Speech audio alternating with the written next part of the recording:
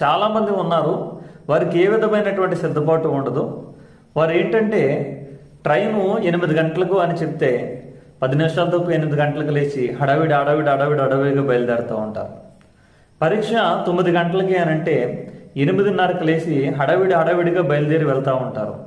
వీళ్ళు ఏంటంటే పరీక్షకు ఒక పెన్ అవసరమని, పెన్నుతో పాటు మరొక పెన్నును కూడా తీసుకుని వెళ్ళాలి అని, ఒకవేళ పెన్ అయిపోతే ఆ పెన్నుకు బదులుగా పక్కవారిని అడిగితే ఒకవేళ ఇవ్వకపోతే అది చాలా విలువైనటువంటి సమయం కనుక, ఆ సమయంలో మరొకరిని అడిగితే ఇవ్వకపోతే నష్టపోతాము కనుక, మరొకసారి అవకాశం ఉండదు కనుక అనేటువంటి ఉద్దేశం మీద ప్రతి వ్యక్తి కూడా, చదువుకునేటువంటి ప్రతి విద్యార్థి కూడా ఎగ్జామ్కి వెళ్ళేటప్పుడు కనీసం 2-3 పెన్నులు తీసుకుని వెళ్తాడు. అలాగే రాకడను గురించినటువంటి నిరీక్షణ కలిగినటువంటి, నిజముగా ప్రభు యొక్క రాకడ కొరకు ఎదురు చూసేటువంటి క్రైస్తవులు, వారు తమ యొక్క నూనె కేవలం దివిటి